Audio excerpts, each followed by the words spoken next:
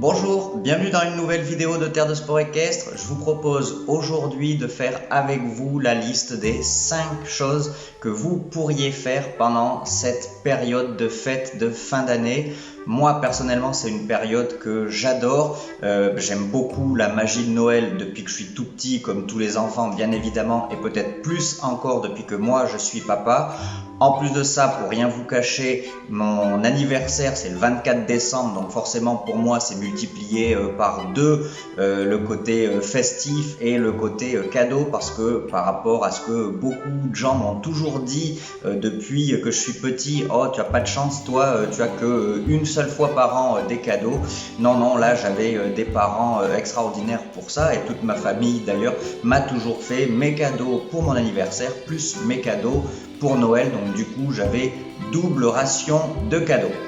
Ceci dit, quand on est cavalier, bien souvent cette période-là de fête, entre les fêtes, on est un petit peu moins motivé. Parfois la météo est pas hyper encourageante et motivante pour aller travailler comme d'habitude, sortir, monter son cheval comme d'habitude. On a un petit peu la tête soit dans les préparatifs de Noël, soit dans les cadeaux, soit dans les repas, la famille qui vient, même si cette année est une année un petit peu particulière du fait de la situation sanitaire en France, on va malgré tout être peut-être un peu plus accaparé par autre chose que le travail de notre cheval pendant les fêtes de fin d'année. Donc du coup, c'est vraiment le moment idéal pour voir ces 5 choses qu'on pourrait prendre le temps de mettre en place, de faire, et qu'on fait peut-être un petit peu moins souvent le reste de l'année. Allez, c'est parti!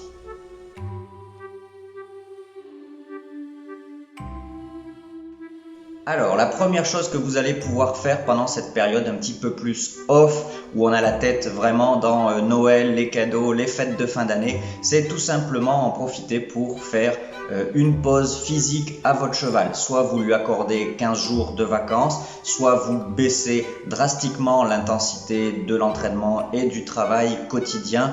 Nous, par exemple, on arrête de sauter les chevaux. Alors là-dessus, je vous mens un petit peu, puisque de novembre à décembre, on les saute plus du tout. Mais on invite nos propriétaires, on invite nos cavaliers à ne plus sauter du tout non plus pendant les fêtes de fin d'année. Comme ça, au moins pendant 15 jours, les chevaux soufflent un petit peu, pensent à autre chose et du coup retrouvent le moral et l'envie de sauter pour après les fêtes. Ça, c'est vraiment la première chose. Laissez souffler votre cheval. Pourquoi pas continuer à le monter, bien entendu, surtout si c'est les vacances et que vous avez malgré tout un peu de temps, vous avez envie d'en profiter, mais faites de grandes balades, laissez-le un peu plus tranquille sur les exercices complexes pour revenir sur l'essentiel.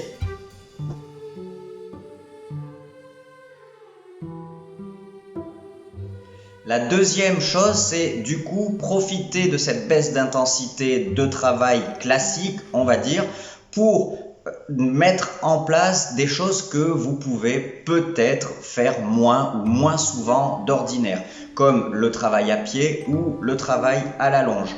Nous, par exemple, pendant les fêtes, la première semaine des vacances, on ne va plus monter les chevaux du tout, on va juste les sortir à la longe. Alors, certains avec un enraînement pour ceux qui ont besoin d'être guidés, d'autres vraiment en licol parce qu'ils ont l'habitude de travailler le nez dans le sable et pour vraiment les laisser le plus libre possible. Ça va vraiment dépendre des besoins de chacun, mais l'objectif est de retrouver de l'aisance, de retrouver de la mobilité, de retrouver du confort et de la facilité de déplacement sans le poids du cavalier. Franchement, essayez pendant 2, 3, 4 jours d'affilée de faire que de la longe à votre cheval et vous allez retrouver, un petit peu comme par magie, c'est peut-être la magie de Noël d'ailleurs, un cheval beaucoup mieux dans son corps, prêt et motivé pour repartir vers le travail un petit peu plus classique à cheval.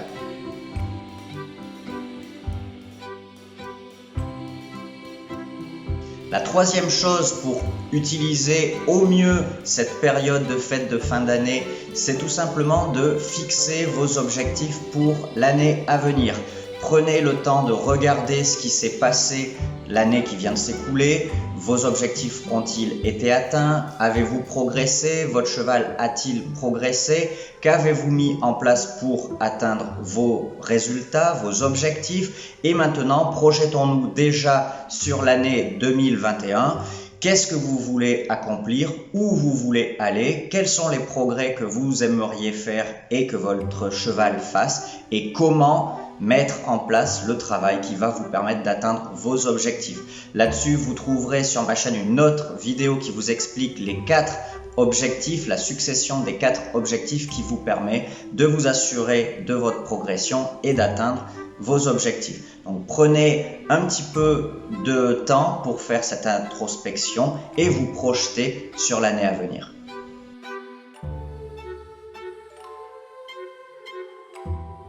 Pour pouvoir se projeter avec lucidité et objectivité sur notre niveau actuel et les progrès que nous avons faits et se projeter vers l'avenir, on va aller encore plus loin dans la 4e chose à faire pendant cette période de fête de fin d'année en revisionnant les vidéos qu'on a accumulées l'année passée. Si vous êtes cavalier de saut d'obstacle, revisionnez vos parcours, vos entraînements. Si vous êtes cavalier de dressage, vous avez peut-être des reprises qui ont été filmées ou vos crosses pour un cavalier de complet ou tout simplement vos entraînements avec votre coach. Si quelqu'un vous a filmé, vous allez pouvoir vous remémorer ce qui vous a été reproché et que vous avez réussi à corriger, les points positifs qui sont soulignés ou soulignables, les progrès dans la position, dans le contrôle de votre cheval et ainsi de suite.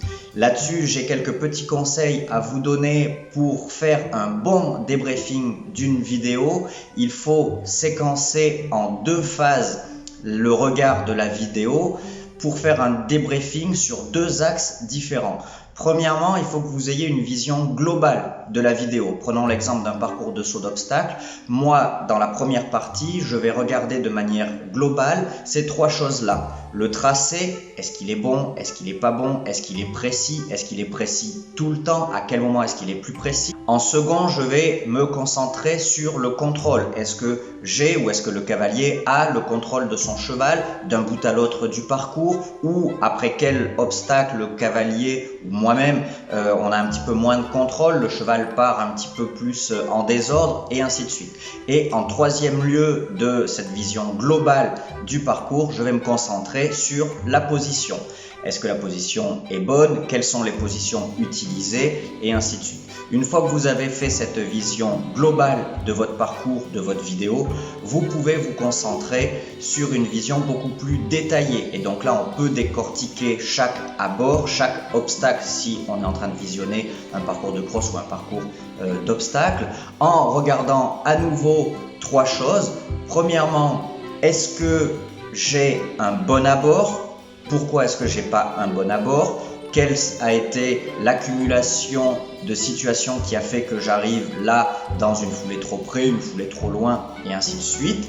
Deuxièmement, quelles sont les actions du cavalier? Est-ce qu'elles sont efficaces? Est-ce qu'elles vont dans le sens du cheval? Est-ce qu'elles vont dans le sens d'améliorer les abords par exemple? Et troisièmement, quelles sont les réactions du cheval? Est-ce que le cheval était avec le cavalier? Est-ce qu'il est contre le cavalier? Est-ce qu'il était au contrôle mais il n'a pas réagi pour accepter telle ou telle demande du cavalier et donc de ce fait on n'a pas eu un bon abord et ainsi de suite, et vous faites ça sur l'ensemble de votre parcours. Donc une vision globale du parcours et ensuite une vision beaucoup plus détaillée et précise sur chaque obstacle.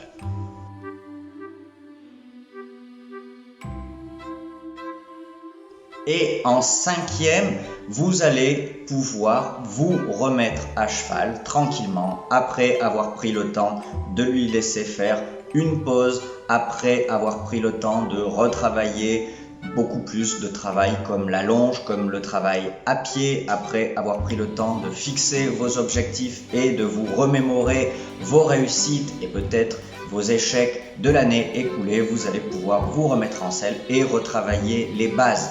Vous savez à quelle mesure les bases sont importantes pour moi.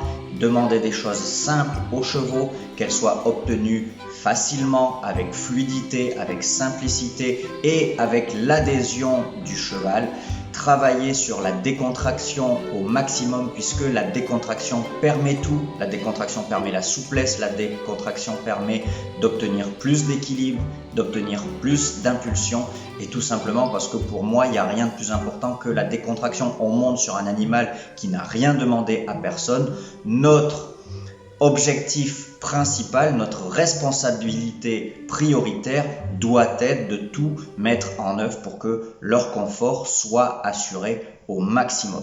Et une fois que vous avez fait tout ça, vous allez pouvoir être beaucoup plus serein sur l'année à venir. Une dernière chose, profitez des fêtes de fin d'année pour passer un maximum de temps avec les êtres qui vous sont chers et aussi pour accorder plus de temps que d'ordinaire à votre cheval sur ce qui est tout le domaine des soins. Voilà, sur ce, je vous souhaite de très belles fêtes de fin d'année et un très joyeux Noël. À bientôt.